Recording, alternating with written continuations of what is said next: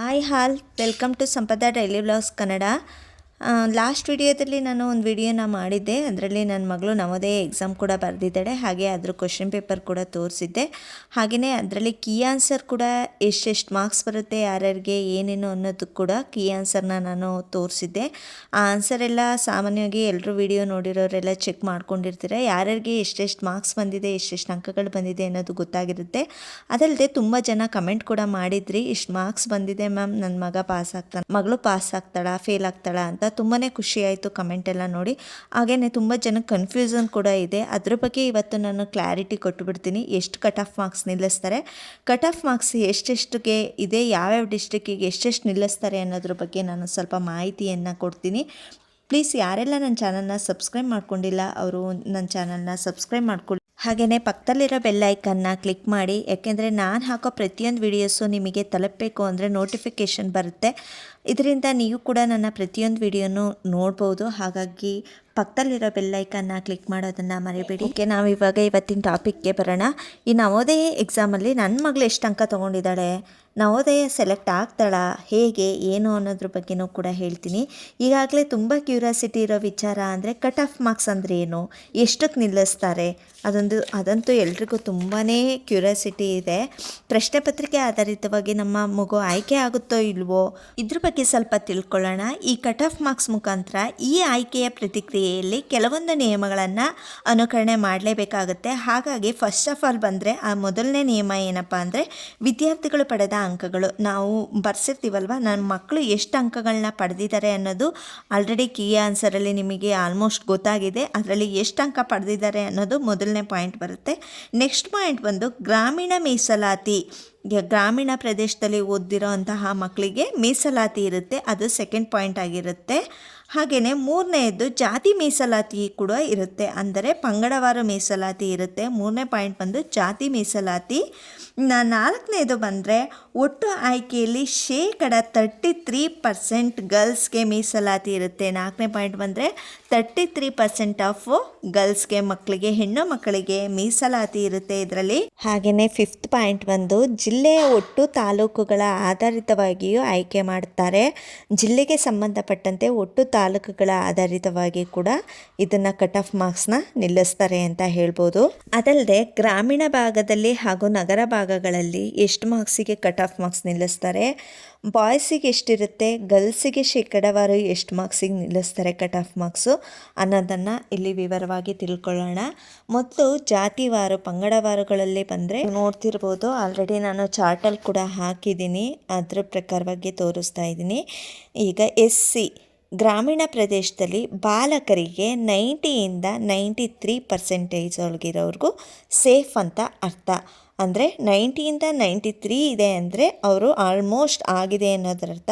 ಬಾಲಕಿಯರಿಗೆ ಗರ್ಲ್ಸ್ಗೆ 89ಇಂದ 91% ಬಂದಿರಬೇಕು. ಅದಲ್ಲದೆ ನಗರ ಸಿಟಿ ಕಡೆ ಇರೋರಿಗೆ ಏನಾಗಿರುತ್ತಪ್ಪ ಅಂದರೆ 92ಇಂದ 94 ಆಗಿರಬೇಕು. ಬಾಲಕಿಯರಿಗೆ ಗರ್ಲ್ಸ್ಗೆ ಎಷ್ಟಾಗಿರಬೇಕು ಅಂದರೆ 91ಇಂದ 94 ಆಗಿರಬೇಕಾಗಿರುತ್ತೆ. ಇನ್ನು ಎಷ್ಟಿಗೆ ಬಂದರೆ ಗ್ರಾಮೀಣ ಪ್ರದೇಶದಲ್ಲಿ ಬಾಯ್ಸ್ಗೆ 88ಇಂದ 92 ಇರುತ್ತೆ. ಅದಲ್ಲದೆ ಬಾಲಕಿಯರಿಗೆ ಗರ್ಲ್ಸ್ಗೆ 85 to 90 ಇರುತ್ತೆ.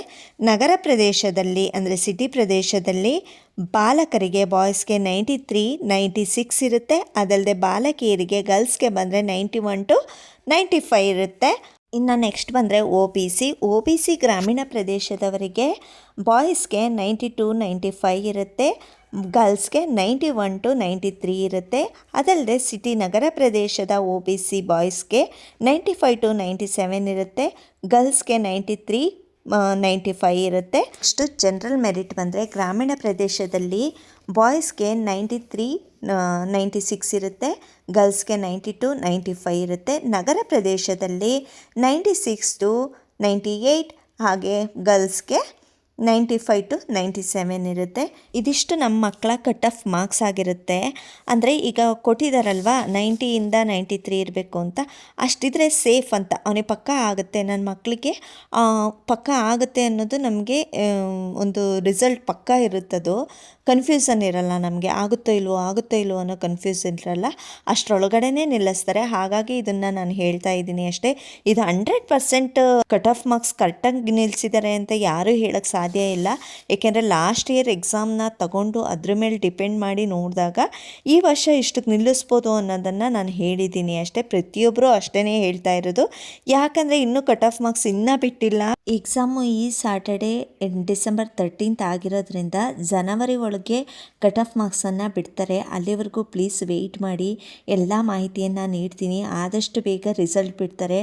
ಮಗು ಪಾಸ್ ಆಗಿದೆಯೋ ಇಲ್ವೋ ಎಲ್ಲ ಮಾಹಿತಿಯನ್ನು ಕೊಡ್ತೀನಿ. ಇದು 100% ಸರಿ. ಆದರೆ ಕೆಲವು ಜಿಲ್ಲೆಗಳ ಮಕ್ಕಳು ಎಷ್ಟು ತೊಗೊಂಡಿದ್ದಾರೆ ಅದ್ರ ಮೇಲೆ ಡಿಪೆಂಡ್ ಆಗಿರುತ್ತೆ. 100% ಆಗಿ ಕರೆಕ್ಟಾಗಿದೆ ಅಂತ ಹೇಳೋಕ್ಕಾಗಲ್ಲ. 99% ಅಂತೂ ಪಕ್ಕಾ ರಿಸಲ್ಟ್ ಆಗಿರುತ್ತೆ ಇದು. ಇನ್ನು 1% ಸ್ವಲ್ಪ ಡೌಟ್ ಇರುತ್ತೆ. ಬಟ್ ಕಟ್ ಆಫ್ ಮಾರ್ಕ್ಸ್ ಇನ್ನೂ ಬಿಟ್ಟಿಲ್ಲ. ಜನವರಿ ಒಳಗೆ ಕಟ್ ಆಫ್ ಮಾರ್ಕ್ಸ್ ಬಿಡ್ತಾರೆ.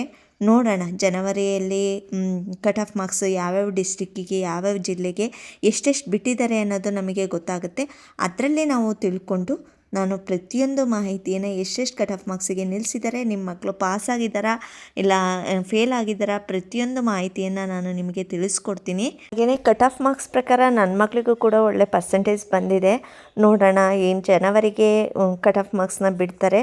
ಅದರಲ್ಲಿ ಯಾವ ರೀತಿ ಬರುತ್ತೆ ಹೇಗೆ ಅನ್ನೋದನ್ನು ನಾನು ಹೇಳ್ತೀನಿ. ನನ್ನ ಮಗಳೂ ಏನಾಗುತ್ತೆ, ಪರ್ಸೆಂಟೇಜ್ ಹೇಗಿರುತ್ತೆ, ಏನು ಪ್ರತಿಯೊಂದು ನಾನು ನಿಮಗೆ ತಿಳಿಸ್ತೀನಿ. ಈ ವಿಡಿಯೋದಿಂದ ಸ್ವಲ್ಪನಾದರೂ ಮಾಹಿತಿ ಸಿಕ್ಕಿದೆ ಅಂತ ಅನಿಸಿದರೆ ಪ್ಲೀಸ್ ನನ್ನ ಚಾನಲ್ನ ಸಬ್ಸ್ಕ್ರೈಬ್ ಮಾಡಿ. ಒಂದು ಸಬ್ಸ್ಕ್ರೈಬಿಂದ ಯಾರಿಗೆ ಏನೂ ಲಾಸ್ ಆಗಲ್ಲ ಅಲ್ವಾ, ಹಾಗಾಗಿ ಒಂದು ಸಬ್ಸ್ಕ್ರೈಬ್ ಮಾಡಿ ಅಂತ ಕೇಳ್ಕೊತಾ, ಹಾಗೆಯೇ ಈ ವಿಡಿಯೋ ತುಂಬಾ ಇಷ್ಟ ಆದರೆ ಒಂದು ಲೈಕ್ ಮಾಡಿ. ಹಾಗೆ ಯಾವುದೇ ಡೌಟ್ಸ್ ಇದ್ದರೂ ಕಮೆಂಟ್ ಮೂಲಕ ತಿಳಿಸಿ, ನಾನು ಅದಕ್ಕೆ ರಿಪ್ಲೈ ಕೂಡ ಮಾಡ್ತೀನಿ ಅಂತ ಹೇಳ್ತಾ ನೆಕ್ಸ್ಟ್ ವಿಡಿಯೋದಲ್ಲಿ ಸಿಗ್ತೀನಿ. ಅಲ್ಲಿವರೆಗೂ ಟೇಕ್ ಕೇರ್, ಟಾಟಾ, ಬಾಯ್ ಬಾಯ್.